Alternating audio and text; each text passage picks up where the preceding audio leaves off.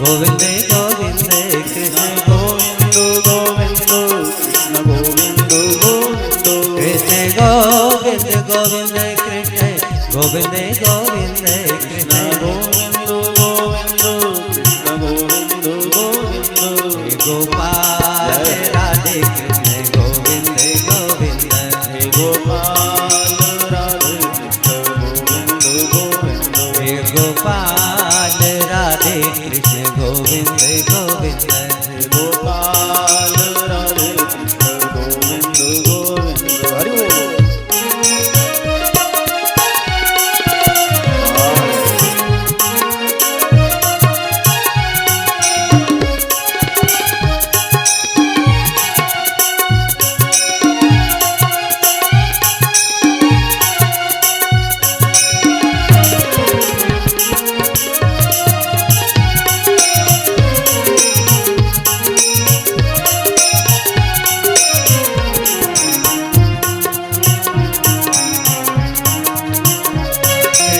गोविंद गोविंद कृष्ण गोविंद गोविंद कृष्ण गोविंद गोविंद कृष्ण गोविंद गोविंद कृष्ण गोविंद गोविंद कृष्ण गोविंद गोविंद कृष्ण गोविंद गोविंद कृष्ण गोविंद गोविंद हे गोपाल राधे कृष्ण गोविंद गोविंद हे गोपाल राधे कृष्ण गोविंद गोविंद हे गोपाल राधे कृष्ण गोविंद गोविंद हे गोपाल राधे कृष्ण गोविंद गोविंद कृष्ण गोविंद गोविंद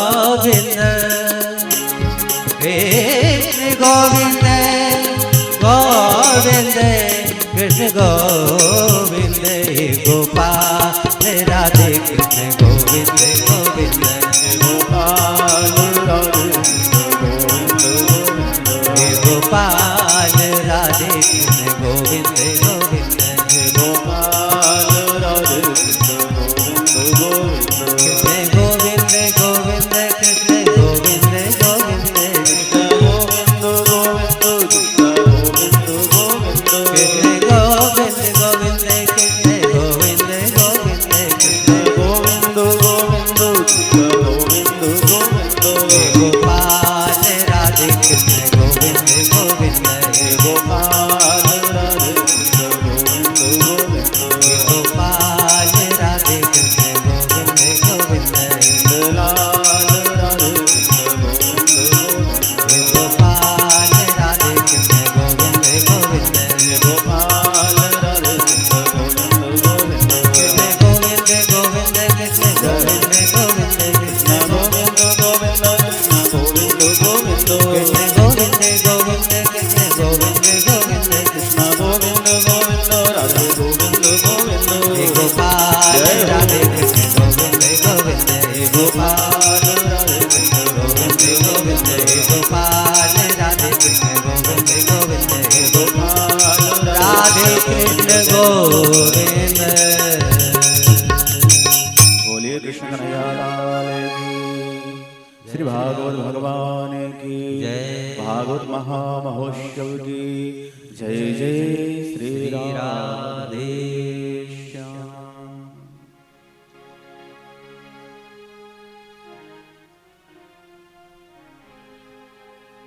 कल द्वितीय दिवस की पावन कथा के विराम में विश्राम में आप सभी लोगों ने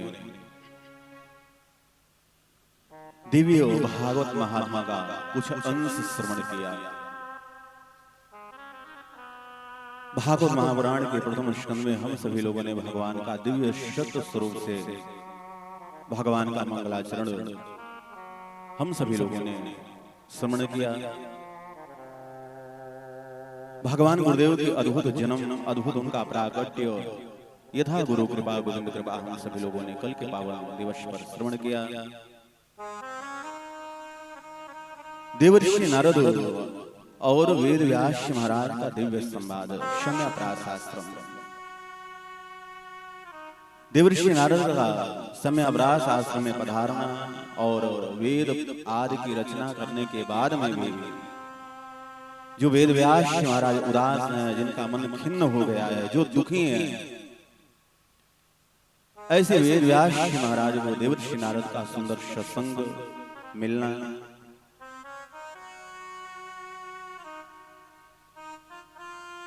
देखिए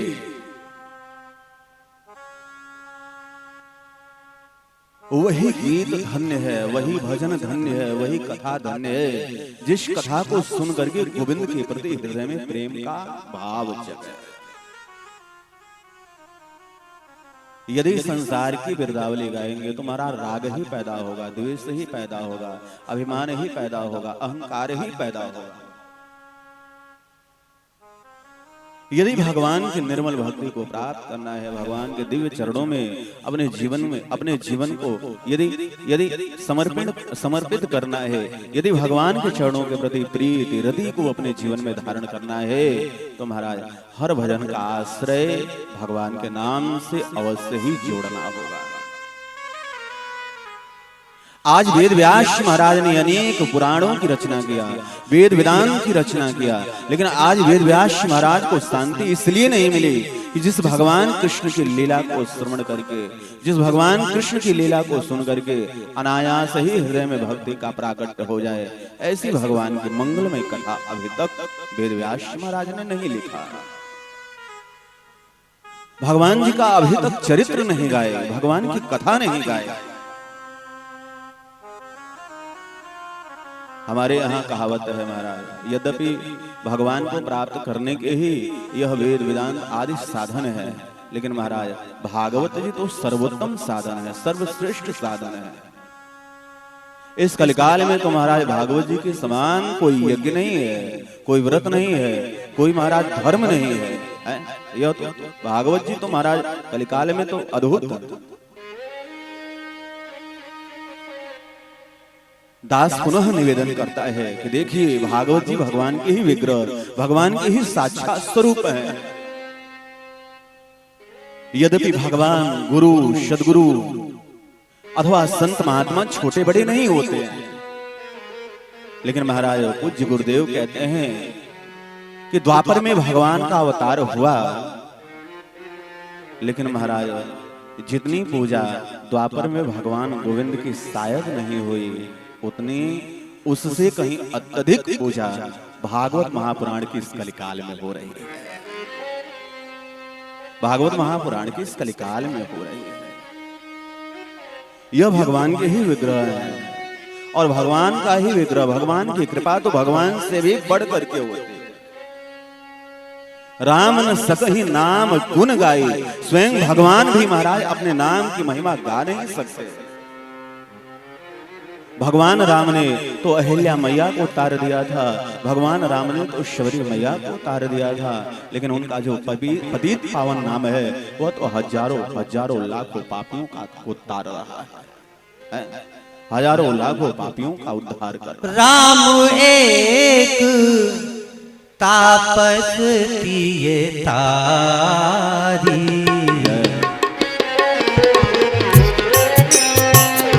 राम एक तापस किए तारी, नाम कोटे खल कुमति सुधारी, नाम कोटे खल कुमति सुधारी।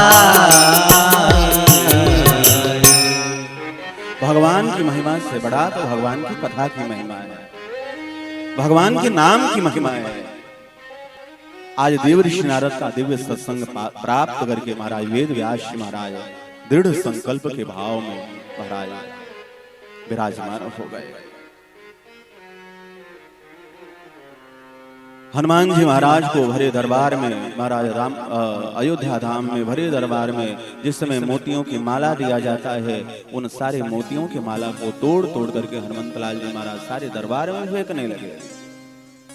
दरबार में जितने भी महाराज प्रबुद्ध श्रेष्ठ जन विद्यमान है, सभी लोग कहते हैं अरे यह हीरा, यह मोती, यह रत्न, भला इसका मूल्य, आखिर हनुमान जी तो एक बानर ही हैं, भला वह रत्नों का मूल्य क्या लगा सकते। हनुमान जी महाराज से पूछा गया कि इतने बहुमूल्य माला जो आपको प्रसाद में भेंट दिया जा रहा है, उस माला को आप तोड़ते चले जा रहे हैं। क्या आपने रत्नों का महत्व नहीं जाना? क्या आप सोने चांदी का महत्व नहीं जानते? हरवंत लाल जी महाराज मुस्कुराते हुए कहते हैं, सोना तो अपनी जगह है, चांदी हीरा मोती तो अपनी जगह है, लेकिन मैं तो हर एक इस माला के मनके में भगवान के नाम को ढूंढ रहा हूं। एक भी माला में, एक भी मनके में भगवान का नाम नहीं है। इसलिए मेरे लिए यह संसार के लिए भले ही रत्न है, लेकिन मेरे लिए तो यह कंकड़ पत्थर के समान है। और महाराज कहते हैं ना, जो राम का नहीं वह किसी काम का नहीं। तन में मन में रोम रोम में, तन में मन में रोम रोम में रहते हैं श्री राम जी, राम जी रहते हैं श्री राम जी। बाहरे वाह हनुमान जी, हनुमान जी बाहरे वाह हनुमान जी, हनुमान जी बाहरे वाह हनुमान जी। तन में मन में रोम रोम में, तन में मन में रोम रोम में रहते हैं श्री राम जी, ओ रहते हैं श्री राम जी। बाहरे वाह हनुमान जी, हनुमान जी बाहरे वाह हनुमान जी, हनुमान जी बाहरे वाह हनुमान जी। धा मा गा गा गा गा मा गा नी धा, मा गा नी धा सा नी धा मा पा धा गा गा रे रे धा नी सा गा मा धा नी सा धा नी सा मा गा नी सा नी धा मा गा नी सा नी धा मा गा मा धा नी सा गा नी धा मा पा गा रे सा। ओ रहते हैं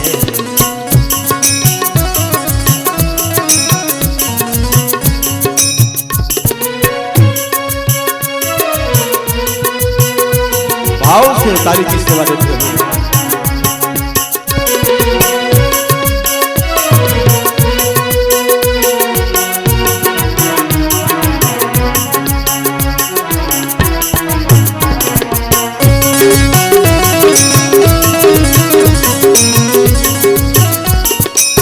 श्री रघुवीर के नाम के आगे त्याग दिए हीरे मोती, हाँ त्याग दिए हीरे मोती।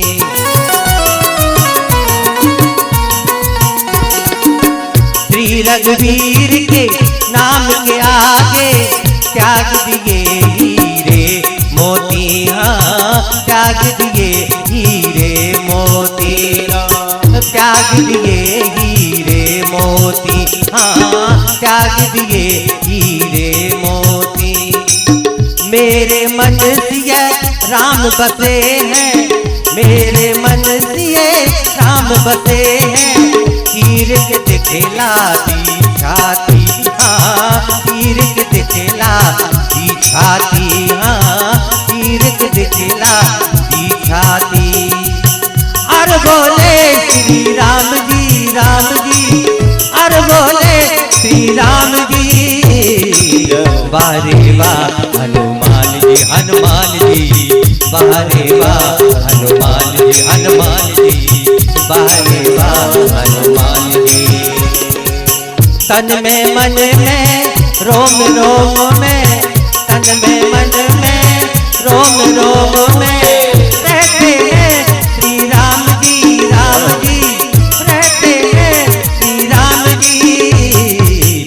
बाहरे वाह हनुमान जी, हनुमान जी बाहरे वाह हनुमान जी, हनुमान जी बाहरे हनुमान।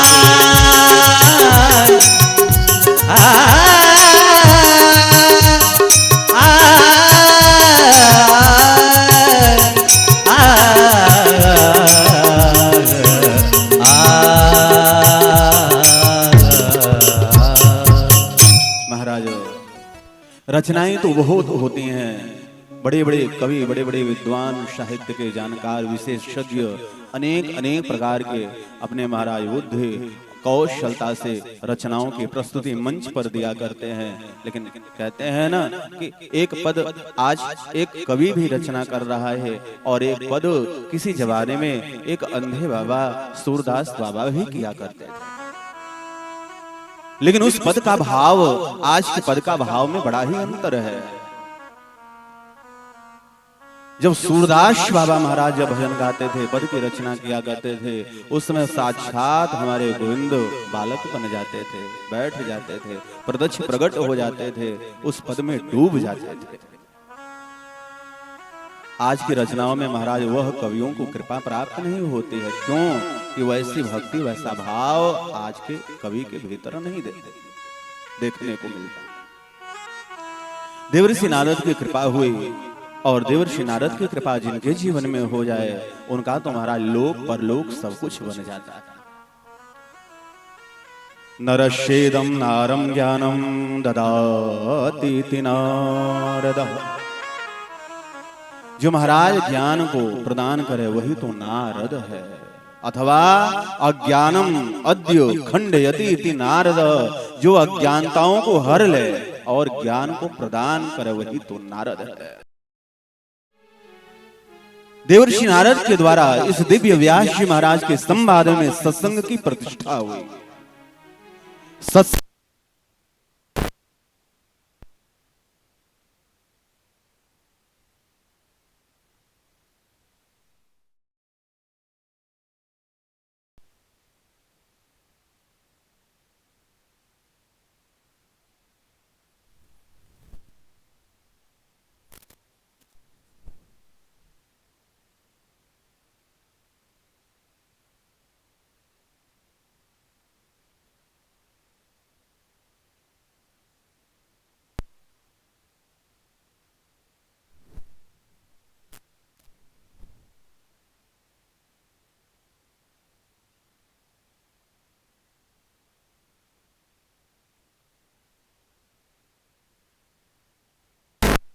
साला की सेवा किया करता है। सेठ जी भक्त तो हैं, लेकिन सेठ जी ब्राह्मण का आदर यथोचित करने में सक्षम नहीं है। कभी दिन हो जाता, दोपहर हो जाता, सांझ हो जाती, विलंब से भोजन मिल जाता। एक दिन की बात है, धीरे धीरे ऐसे ही समय बीता। वह बालक दुखी हो गया, सेठ जी की गौशाला को त्याग दिया। कहां चला? बोले महाराज ज्ञान की नगरी, भोले बाबा की जो पावन विश्वनाथ बाबा की नगरी धाम काशी में उसका प्रवेश हुआ। जैसे ही काशी नगरी में प्रवेश किया महाराज, तो वहां बड़े बड़े विद्वान संत महात्माओं की कृपा उसके जीवन पर बरसने लगी। सांगोपांग वेद वेदांत का अध्ययन करने लगा, स्वाध्याय करने लगा और विश्वनाथ भगवान की ऐसी कृपा हुई कि कुछ ही समय में महाराज वह वेद वेदांत में पारंगत हो गया। बड़े बड़े संत महात्मा हृदय से लगाने लगे। महाराज जहां कथा होती, जहां भगवान की दिव्य चर्चा होती, हजारों हजारों लोग वहां महाराज जय जयकार करने लगे। समय का चक्र आगे बढ़ा। वही बालक जो आज बड़ा हो गया, सियाना हो गया है, आज विश्वनाथ बाबा की ऐसी कृपा हुई कि जिस सेठ जी के यहाँ वह गौशाला में बचपन में महाराज सेवा किया करते थे, आज उसी सेठ जी के नगर में वही ब्राह्मण देवता प्रवचन करने के लिए, भागवत कथा कहने के लिए पधारे। जिस समय व्यास मंच पर विराजमान हुए, व्यास पीठ पर बैठ गए, तो महाराज आज वह ब्राह्मण समझ गए कि मेरा बचपन तो यहीं व्यतीत हुआ है। कथा बड़ी ही अद्भुत हुई। उस कथा में हजारों लोग पधारे और महाराज अत्यंत वृद्ध हुए। सेठ जी को भी व्यास पीठ से महाराज ब्राह्मण देवता ने श्रोता लोगों के मध्य बैठे हुए देखा। जैसे ही व्यास पीठ से ब्राह्मण देवता की जैसे ही दृष्टि पड़ी, तो आज ब्राह्मण देवता ने सेठ जी को पहचान लिया, ये वही सेठ हैं। लेकिन समय काफी बीत गया, अंतराल बहुत हो गया। ब्राह्मण देवता जी ने सेठ जी को तो पहचान लिया, लेकिन सेठ जी ने ब्राह्मण देवता को पहचान नहीं पाए। कथा विराम हुई। गांव में कुछ वैश्य महाराज को निमंत्रण देते हैं, न्योता देते हैं, आप कृपा करें हमारे घर पधारें, कुछ अन्न जल हमारे भी घर को का स्वीकार करें, हमारे भी चौखट को धन्य करें, हमारे भी चौखट को, हमारे भी घर को।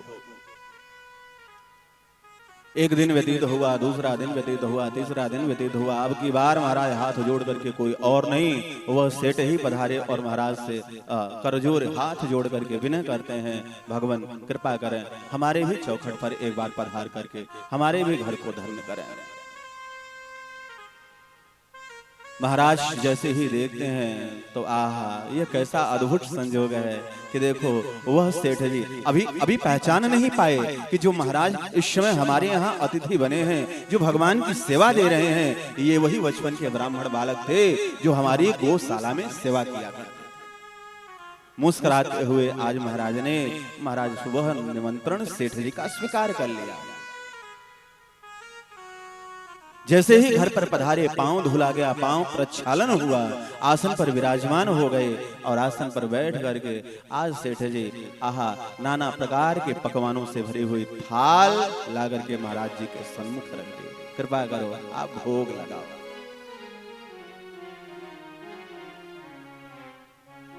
आज जैसे ही महाराज अनेक अनेक मिष्ठान, मेवा, बाटी, रबड़ी आदि अनेक मिष्ठानों को ला करके वह सेठ जी आज जैसे ही महाराज जी के समक्ष रख दिए, महाराज जी के नेत्र प्रसन्नता से आश्रुपात होने लगा और आज विश्वनाथ भगवान को धन्य धन्य करते हुए कहने लगे, हे प्रभु यह तुम्हारी कैसी लीला है, आज देखो तो सही।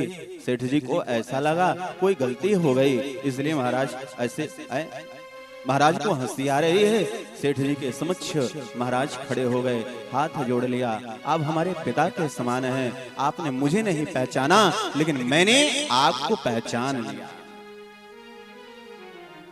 फिर आप कौन है? बोले वही बचपन का ब्राह्मण बालक, वही नन्हा सा बालक जो एक दिन आपकी गौशाला से भाग गया था और आज संत महात्माओं की सेवा करता हुआ, गुरुजनों की सेवा करता हुआ, मैंने वेद का अध्ययन किया, मैंने पुराणों का अध्ययन किया और उस सत्संग का, संत गुरुजनों की सेवा का कितना बड़ा प्रभाव पड़ा कि बिन मांगे रबड़ी मिले, कहां कहूं मैं वर्ण, मोहन भोग गले में अटका, आ संतों की शरण।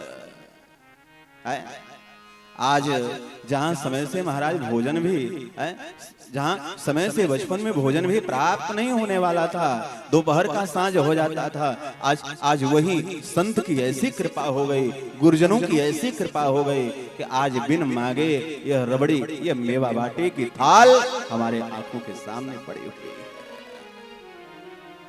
यह सत्संग की महिमा है प्यारे, यह सत्संग की महिमा है।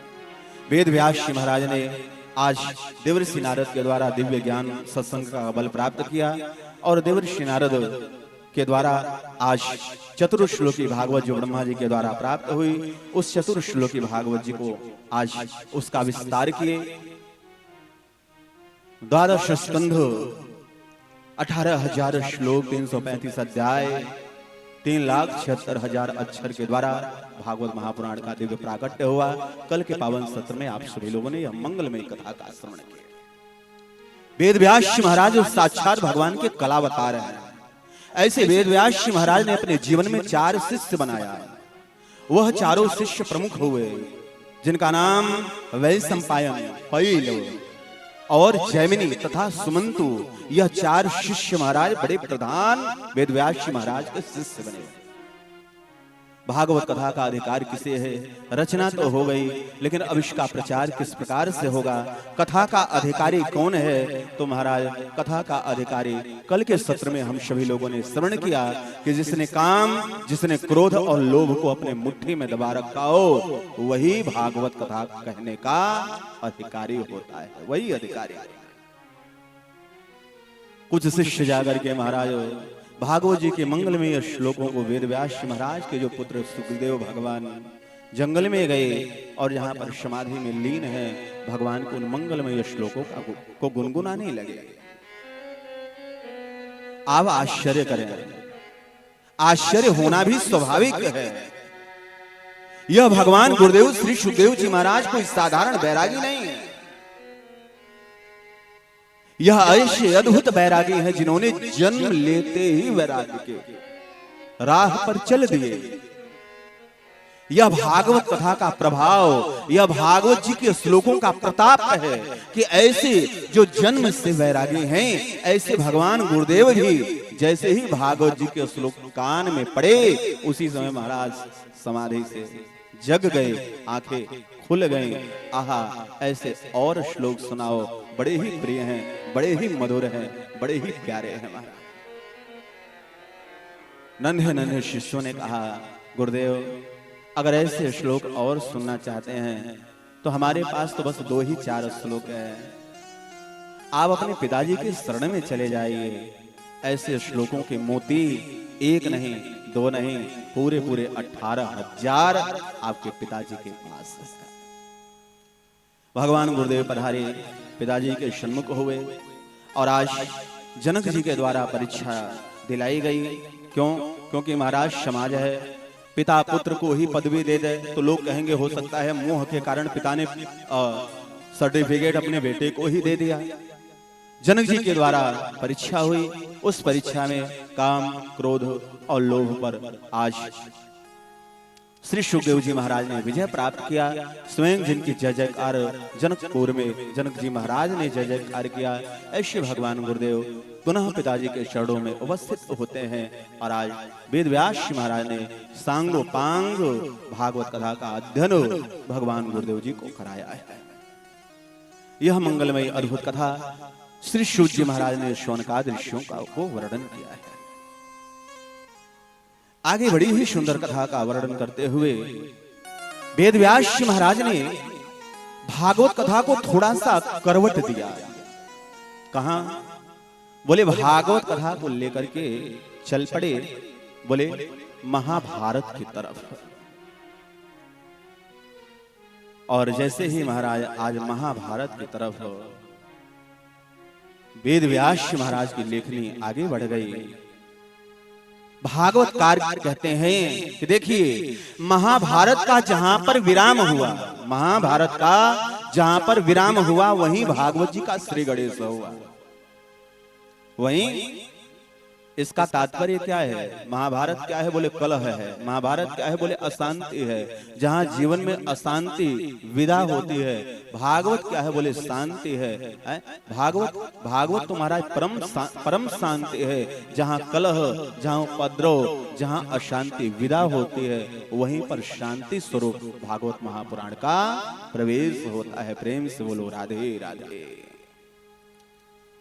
आपने विगत दिनों की कथा में श्रवण किया है कि हमारे महाभारत में और भागवत महापुराण में बस इतना ही अंतर है। बोले जिस पुराण में महाराज अपने घर परिवार भाई बंधुओं रिश्तेदारों की चर्चा हो जाए, वह महाभारत कहलाता है, तथा जिस पुराण में भगवान की और भगवान के भक्तों का गान हो, वह साक्षात भागवत कहलाता है। वह साक्षात भागवत कहलाता है। वेद व्यास महाराज की लेखनी कहती है, कौरवों और पांडवों का महाराज भीषण महाभारत का संग्राम छिड़ा हुआ है।